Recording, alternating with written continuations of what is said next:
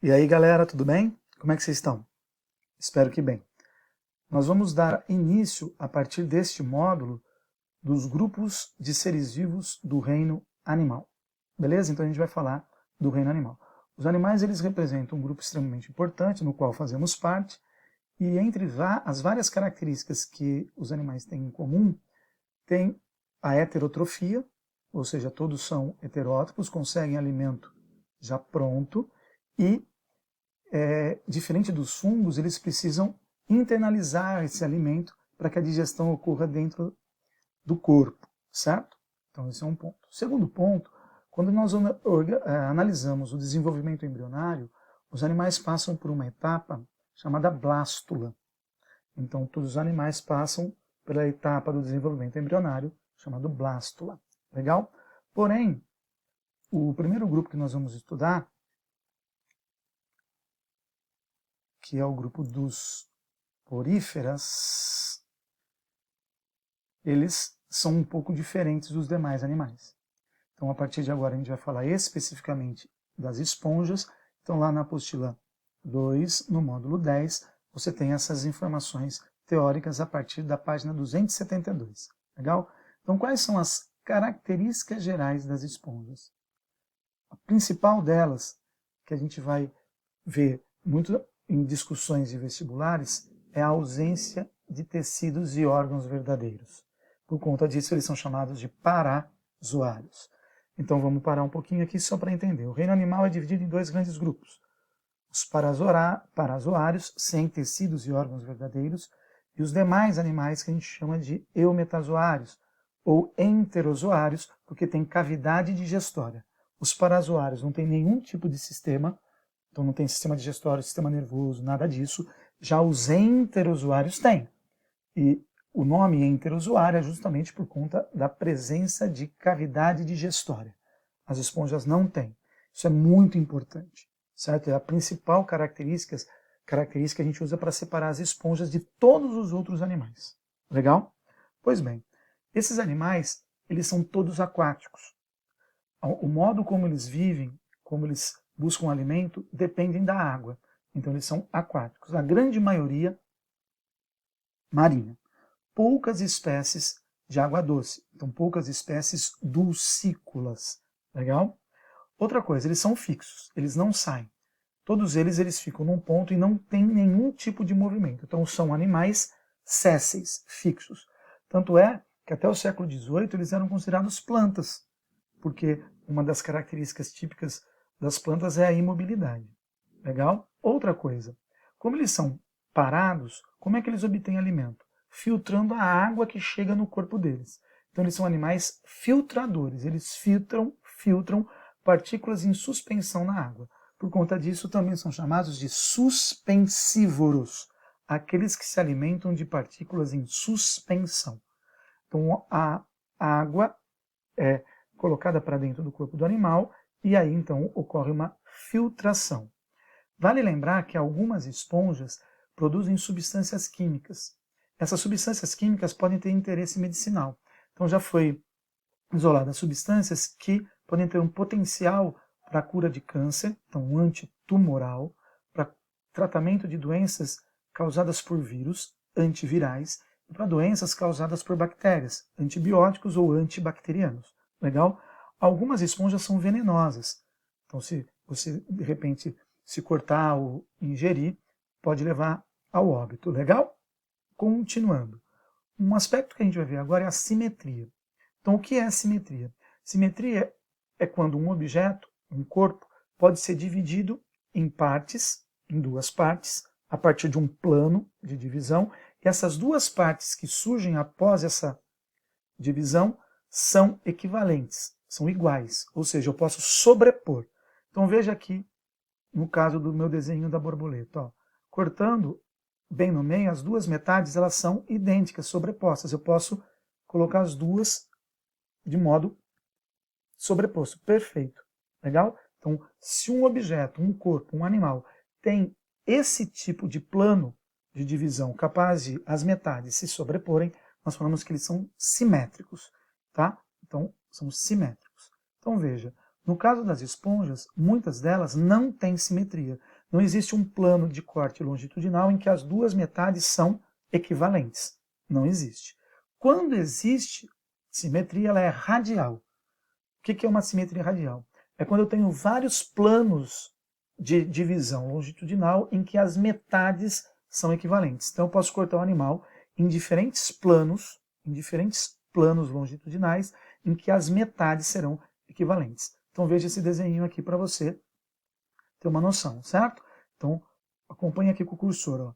Este plano de divisão dividiu o animal em duas metades iguais. Este plano de divisão dividiu o animal em duas metades iguais. Este plano de divisão dividiu o animal em duas metades iguais. Legal? Então, essa é uma esponja que tem simetria radial. Vários raios de divisão vão formar duas metades equivalentes. Legal? Nós temos uma simetria semelhante àquela observada na borboleta. Nós temos uma simetria bilateral. Por quê? Só existe um plano de divisão em que as metades são equivalentes. Tudo bem? Então, se eu cortar aqui, ó, a parte da frente é diferente da parte de trás. Beleza? Vamos continuar aqui, ó, falando da organização corporal das esponjas. Então, de forma bem simplificada, a gente pegando a esponja de organização mais simples, você vai ver que ela é um animal que tem um corpo cilíndrico, cheio de buraquinhos nas laterais, que são os poros. Essas entradinhas nas laterais, os poros, representam os locais de entrada da água no animal. São células, normalmente, chamadas porócitos. Legal? E aí, lá dentro desse animal vai ter uma cavidade. Essa cavidade interna das esponjas é o átrio ou espongiocela. Então está aqui dentro, né? Ó, isso aqui é um recorte que você está vendo lá no interior uma cavidade. Essa cavidade é o átrio ou espongiocela. Beleza?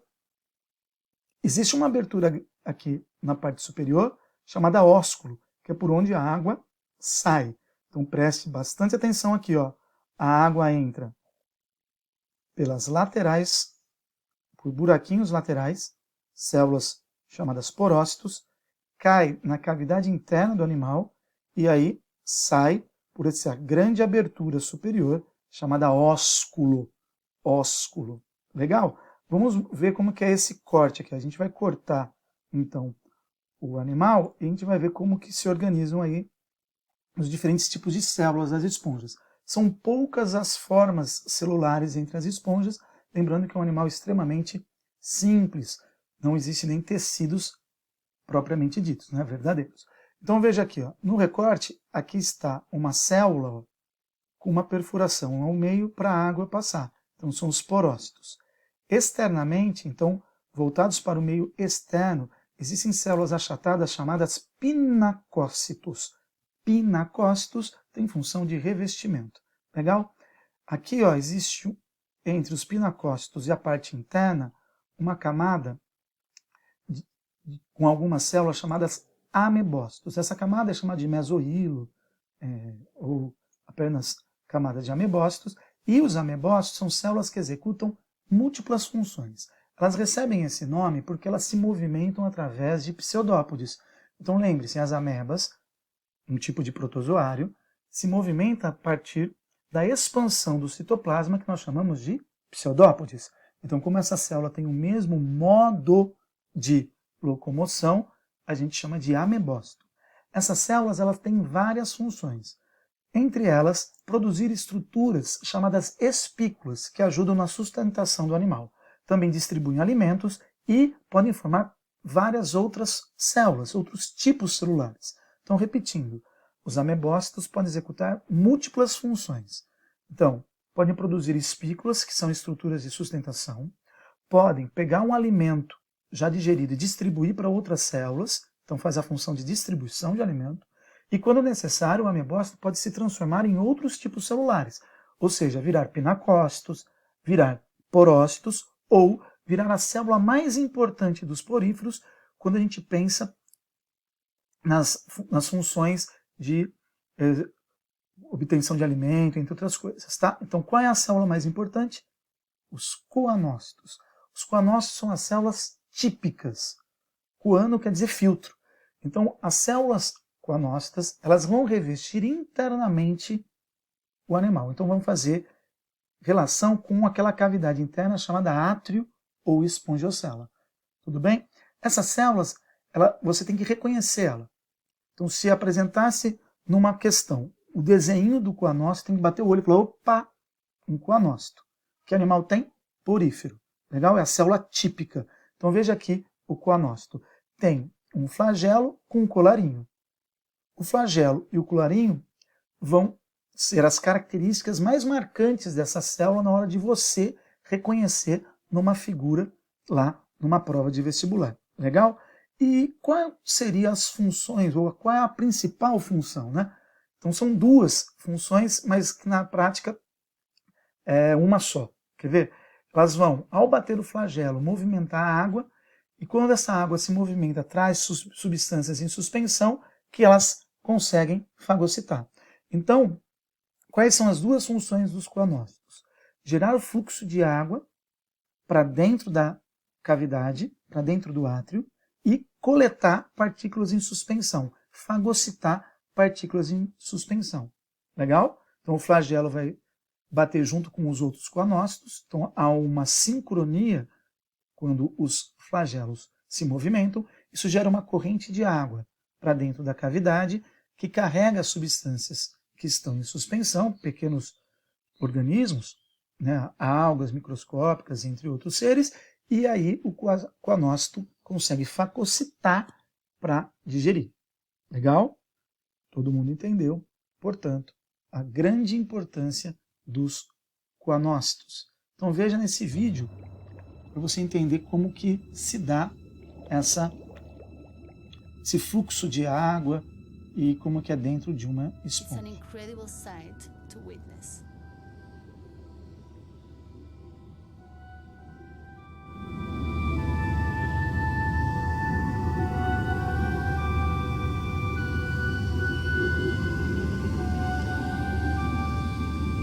These ghostly exhalations are proof that the sponge is actively pumping. With no mouth, it sucks water directly through its sponge-like body walls, which are shot through with millions of narrow canals and tiny chambers. How does it do it? What secrets hide within the belly of this beast? The best way to find out is to enter one of the many portals into the sponge's secret inner world.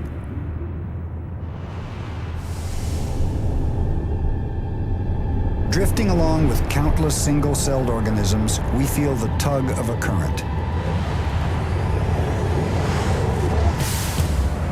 In the wonderland within, this sponge's cells all work for the common good, but they do it in wildly different ways. As the current draws us on, we pass sponge cells that are making new spicules.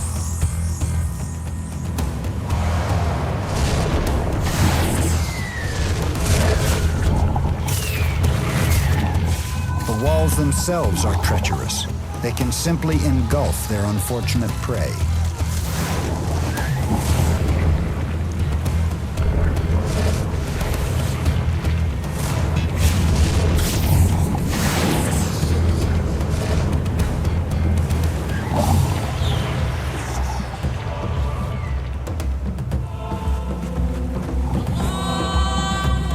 As we are drawn through ever narrower passages, the current slows until we burst into one of the sponge's millions of tiny beating hearts. These are choanocytes, cells whose whip-like flagellae powers the pump.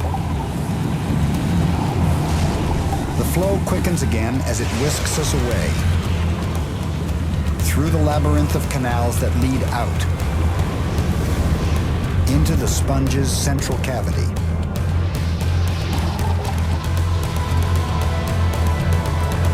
Legal.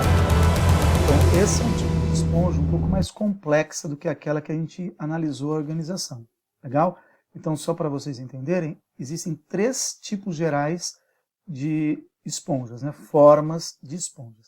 O que a gente viu no desenho era esse aqui, ó, o ascon, que é o mais simples. Tá vendo? Tem uma cavidade e os coanócitos se colocam aqui, fazendo contato com essa cavidade. Normalmente são esponjas bem pequenininhas. Aí você tem uma organização um pouco maior, mais complexa, que é a sícon. Veja, os coanócitos ficam em pequenas invaginações na parede do átrio. Então veja, não tem coanócito em contato direto com o átrio, ó. Ficam dentro dessas invaginações aqui, ó. E o leucon, que foi o que o vídeo mostrou pra gente, já é bem mais complexo. Então existem câmaras repletas de coanócitos interligadas por tubinhos, e veja, aqui está o átrio, aqui também não tem coanócitos. Então o que a gente estudou, e a base para os nossos estudos, é o que vai cair em esquemas de vestibular, é o esquema ascon, certo? O que a gente viu no vídeo é o esquema leucon. Legal? Continuando. A sustentação do corpo das esponjas pode se dar por dois tipos diferentes de materiais. Então, existe um grupo menor que tem as estruturas de sustentação orgânicas. São fibras de proteínas chamadas espongina. Lembra um pouco colágeno. Isso significa que ela é resistente, porém tem capacidade de mudar de forma e voltar à posição original. Então tem uma certa elasticidade. Então ela é macia. Essas esponjas de espongina, então os poríferos que têm a estrutura baseada nessas fibras proteicas, elas são molinhas, são macias. E, portanto, podem ser usadas como esponja de banho. Então, lá no Mediterrâneo, eles coletam essas esponjas, depois limpam elas e se usa para tomar banho. Você pode até encontrar isso para comprar aí pela internet e tudo mais. Legal? Então veja como é dentro. Ó. Se a gente fizer um corte de uma esponja, a gente vai ver que ela é toda perfurada. Isso aí são os canais por onde a água está passando e é onde os coanócitos vão se organizar. Tá? E aí, ó, aqui você vai ver as fibras de esponginas interligadas. Então lembra as fibras de colágeno. Legal? A maior parte das esponjas tem uma estrutura de sustentação em espículas minerais, ou seja, são substâncias inorgânicas. Nós dividimos as esponjas que têm espículas minerais em dois grupos.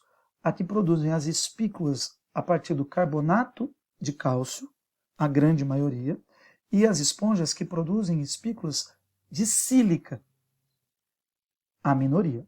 Sílica, gente, é o vidro. Então, é conhecido como esponjas de vidro. Então, aqui estão as espículas calcárias, ó, acompanhem com o cursor. Ó. Então, são diferentes formatos, eles se arranjam de diferentes formas, formando aqui uma estrutura, um arcabouço que sustenta o corpo do animal e as células vão se colocar aqui. Legal? Aqui é a foto de uma esponja de vidro. Então, a hora que o animal morre, essa esponja ela fica ainda dura, porque sílica é dura. Então, lembra um vidrinho. Legal? Não são muito grandes essas formas de esponjas, mas é bem interessante saber que existe. Legal? Vamos continuar.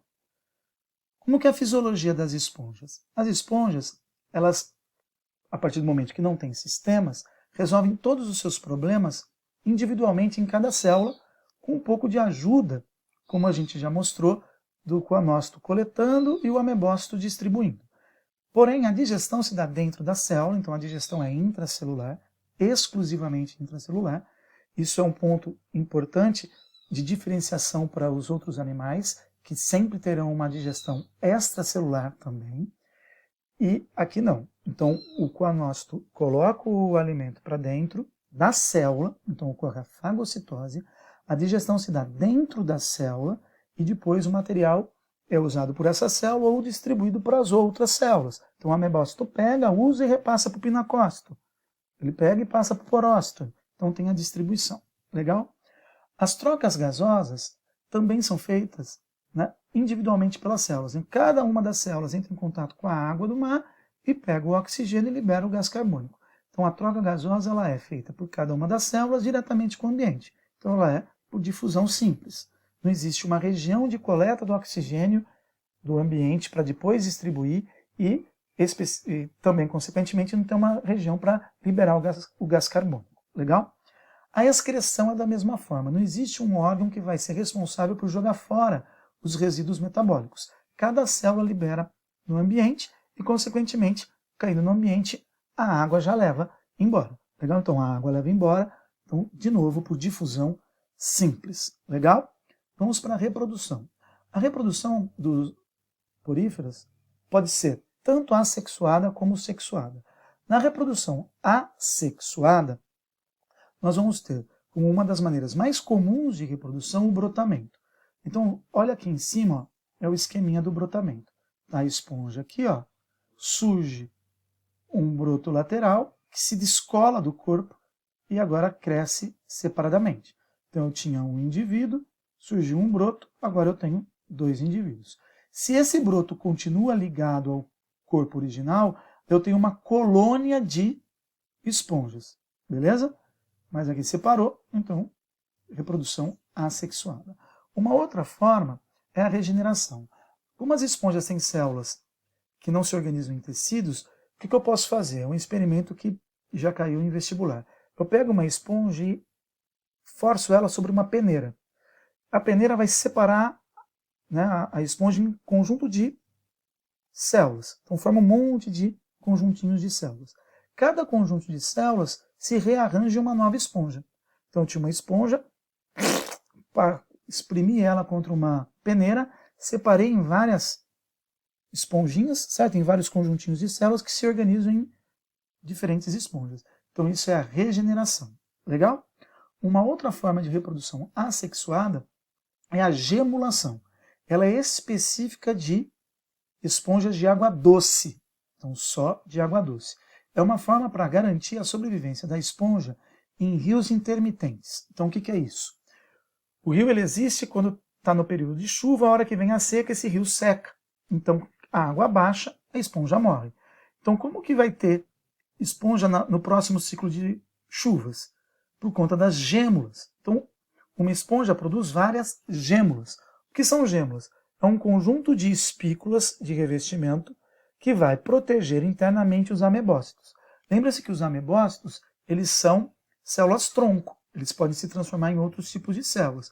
Então a gêmula é uma forma de resistência para suportar o período em que não tem água. Choveu novamente, essas gêmulas elas voltam à atividade, porque os amebócitos estavam ali em estado de latência, e aí novas esponjas são produzidas. Legal? Então aqui você tem várias gêmulazinhas, ó, encontradas no solo, né, na parte de baixo desse rio que secou, e cada uma dessas gêmulas tem um monte de espículas ao redor, ó, e os amebócitos lá dentro. Legal? Agora, a reprodução sexuada. A reprodução sexuada ela pode ocorrer quando células especiais são formadas, os gametas masculinos, esses saem nadando e vão encontrar o gameta feminino dentro do corpo de uma outra esponja. Então veja, os gametas masculinos e espermatozoides saem no ambiente, nadam livremente na água, porém eles invadem o corpo de uma outra esponja e o encontro dos gametas se dá dentro da esponja. Então a fecundação é interna. O zigoto formado se divide e dá origem a uma larva chamada anfiblástula.